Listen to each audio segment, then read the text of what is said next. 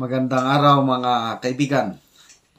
Gusto kong magbigay ng reaksyon sa isang comment na nabasa ko kahapon tungkol sa aking vlog, yung katiwalian na naman ng pulis, nangidnap ng Chinese national at humihingi ng ransom ₱500,000. Mabuti na lang at nakapag-report kaagad ang kaibigan ng biktima at na-rescue naman ng mga matitinong pulis.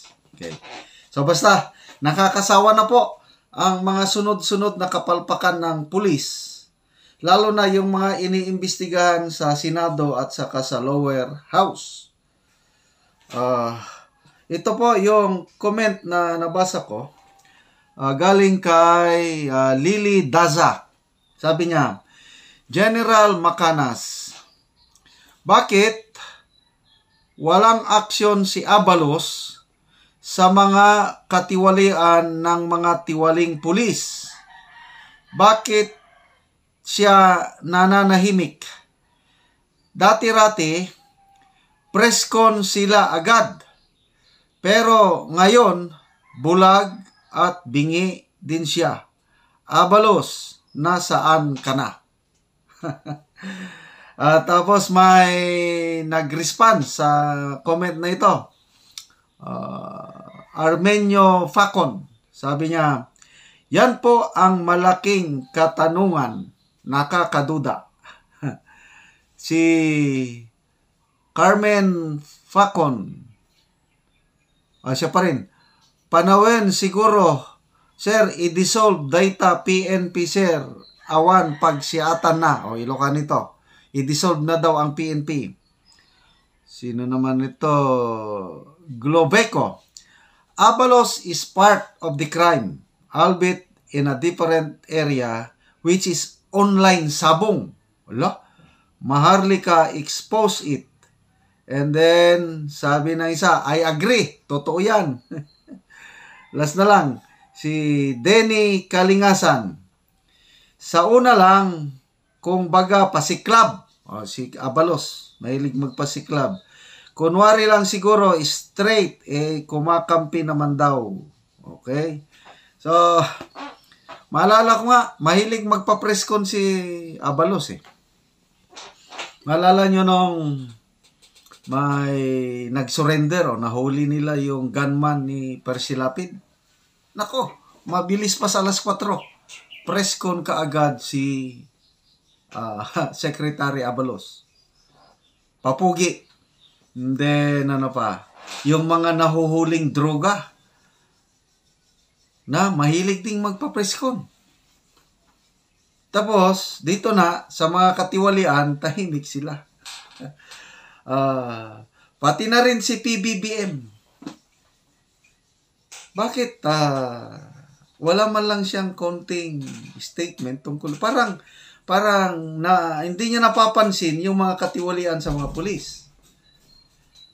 Sa palagay nyo, kung panahon ni Tatay Digong at may ganitong pangyayari na sunod-sunod na katiwalian, anong mga gagawin ni Tatay Digong? Ay nako, kung si Tatay Digong magmumura na yan, magsasalita na yan.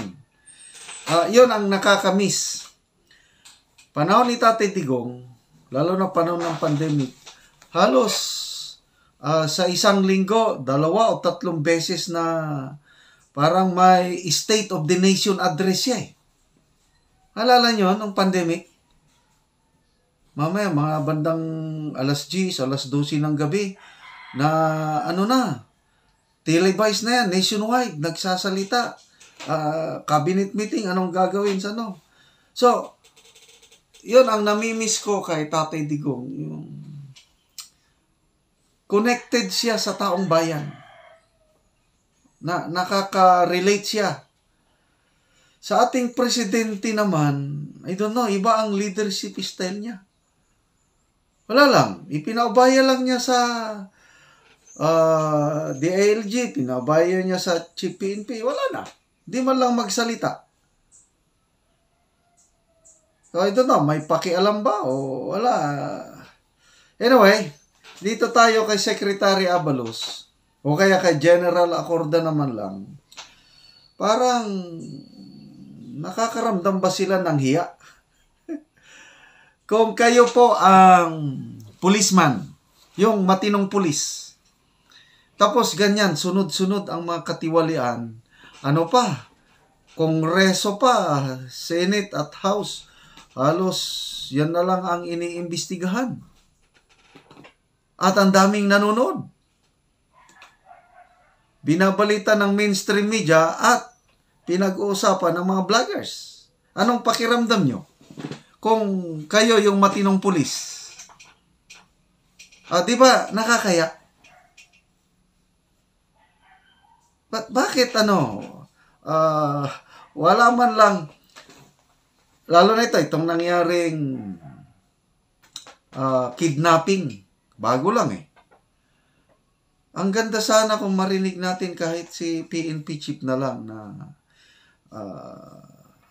we apologize. Magano lang. Kung ako si PNP chief, minute lang, kahit 1 minute lang. Nakakalungkot po yung pangyayari na isang kapulisan na dapat to serve and protect, siya na may nangidnap. In behalf of the PNP, I apologize to all of you.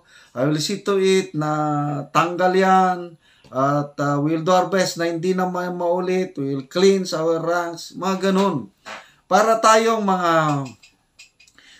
mga netizens, lalo na kayo kasi ako parang kabaro ko sila eh. Yung plain civilian magkaroon ng assurance na okay pala, hindi pala nila sasantuin yan. Ganon. Kaya lang, itong pananahimik nila, wala lang. Ang mensahe, ang projection is, wala, normal na lang yun. Normal na lang na may pulis na mangidnap, may pulis na magtanim baril, tanim ebidensya, tanim droga. Parang normal na lang sa kanila yun. Which not supposed to be. Di ba? Serve and protect. Hindi talaga katanggap-tanggap yung naka-uniforme ka. Kami sa Armed Forces, lalo na sa Philippine Army, once na may nagsumbong na civilian, alala ko, may commander ako noon, General Gabison. Konting alingas-ngas lang. Sabi, bay, imbestigan mo yun. Sundalo natin ng ambuso daw ng sibilyan. Kaya, nung may mga commander kaming ganon na very concerned sa abuso, takot na takot yung mga sundalo. Merong nagkasalang sundalo. So, about to be investigated na. Ang ginawa niya. Pumunta doon sa sibilyan. Lumuhod. Humingi ng patawad. Sabi niya, patawarin niyo po ako. Maawa po kayo sa akin. Matataob ng aking kaldero. Please lang, kawawa yung mga anak ko. Hindi ko na po ulitin. Nagluhod-luhod yung sundalo sa harap ng sibilyan na inabuso niya. Yung sibilyan naman, biglang tumapang. Sabi, nung lasing ka, akala mo kung sino ka. Ngayon, luluhod-luhod. Kahit anong gawin nyo, sampalin nyo ako, suntukin nyo ako, huwag nyo lang akong ireklamo, ayokong ma-discharge. Ganon. So, ang ginawa ng sibilyan, pumunta sa amin. Kinausap niya ako, tapos yung aming commander, sir, huwag na lang, patawarin nyo, sir. Pinapatawad ko na siya, lumuhod na siya sa akin. Tumawa yung aming commander, tumawa rin, sige bye, sabi ng aming commander kasi Bisaya yun. Sige na lang, maganda yung ginawa ng sundalo, lumuhod-luhod. Yan, hindi namin inimbestigahan, wala, tuloy pa rin ang serbisyo. Ganon sana ang gagawin ng PNP kung may magkasalang kasama nila na yung commander mismo ang mangusog kung sa Bisaya. Tapos, may takot. Kasi ang mga PNP yan parang hindi natakot gumawa ng kasalanan. Bakit? Kasi kung gumawa ng kasalanan, ang ginagawa ng mga commanders, tinutulungan.